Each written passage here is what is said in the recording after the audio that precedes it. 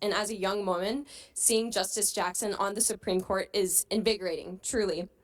And on Tuesday, it baffled me that you would ask such flagrantly racist questions to this exceedingly well-qualified candidate.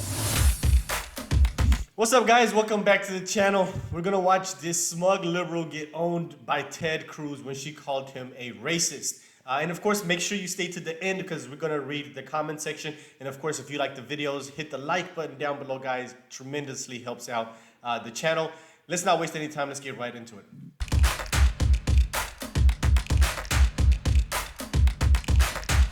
I wanted to take a moment to celebrate our newest addition to the Supreme Court of the U.S., who I know we've already talked about, Justice Jackson.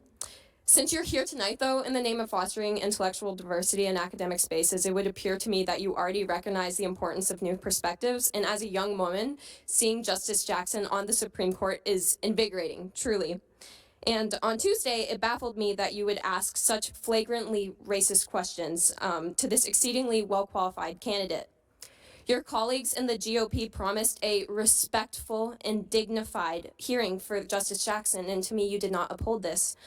So today I wanted to create a space where you might be able to challenge your own thinking, as prudent scholars often do. So I'm here to ask you, what are two nice comments you can give about recent nominee Justice Jackson's judicial experience, besides from she has an easy smile? Yeah, you racist. What's the comment?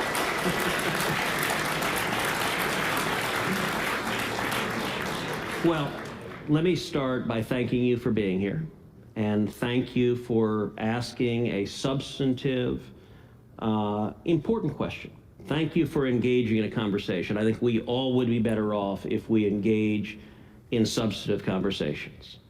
There's a lot to praise about Judge Jackson. She is very, very bright. She is very, very accomplished. She is very talented.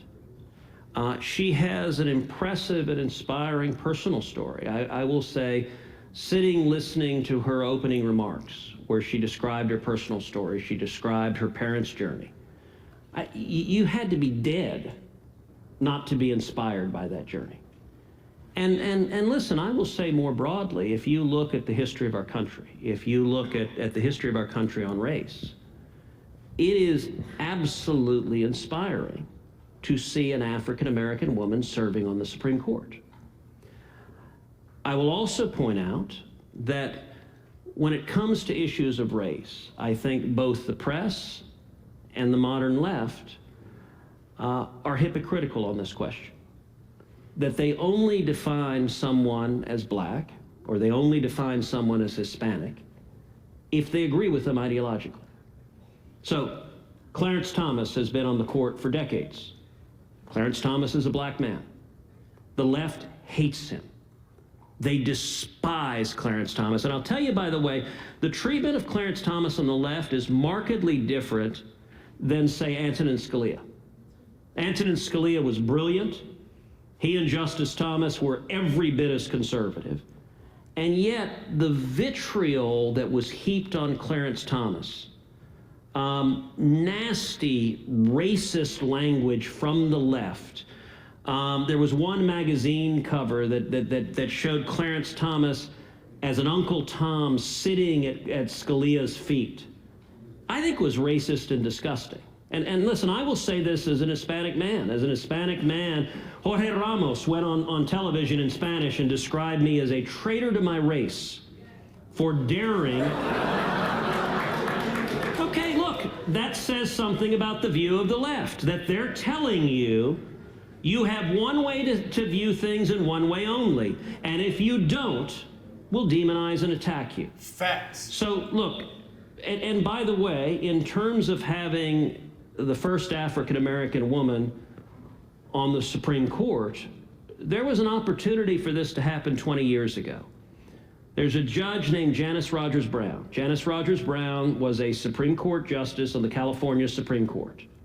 George W. Bush nominated Janice Rogers Brown to the D.C. Circuit. At the beginning of his presidency, he nominated Judge Brown to the D.C. Circuit. The Democrats filibustered Judge Brown. That filibuster was led by a guy named Joe Biden. It also included people like Chuck Schumer It included Pat Leahy, included Dianne Feinstein. The reason they filibustered Judge Janice Rogers Brown is because she was a black woman, but she was also conservative. And they did not want her to go to the Supreme Court. And they succeeded in filibustering her. They delayed her nomination for a couple of years until it finally went through. She finally went to the D.C. Circuit.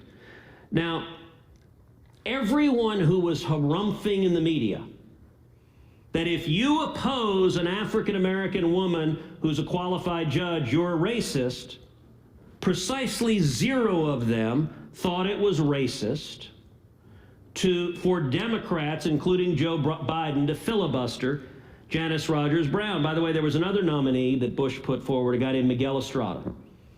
Miguel is an incredibly qualified Supreme Court advocate. He was nominated to the D.C. Circuit as well. The Democrats filibustered him. If you read the memos that were leaked from Ted Kennedy's lawyers, here's what Ted Kennedy's lawyers said about Miguel Estrada. They said, we must stop him, quote, because he is Hispanic. That's what Ted Kennedy's lawyers said in writing. Now, I'm going to suggest to you, if you oppose somebody because of their race, that is the definition of racist. And look, I'll point out in your question, you said that my questioning of Judge Jackson was you used the term racist. Listen, racism is a horrific evil in this country. It is also an insult that the left tosses around casually. I would welcome, if you look at the questions I asked Judge Jackson, every single question I asked her concerned her record. Either her record as a judge, sentencing defendants before her, or her record writing academic materials and law reviews, or her record giving speeches to law schools. All of that is the job of the Senate in the advice and consent process. And so respectfully, I could not disagree more deeply when you say it is racist to examine a judge based on their record. If the Democrats wanted to oppose Janice Rogers Brown, she getting cooked because they oppose conservatives, you know, do you think the Democrats were all sexist when they voted party line against Amy Coney Barrett? I'm willing to bet you don't, because she's not a liberal woman. So you can't have it both ways, which is that when a Democratic nominee has a certain characteristic, anyone who opposes them is racist or sexist or what have you.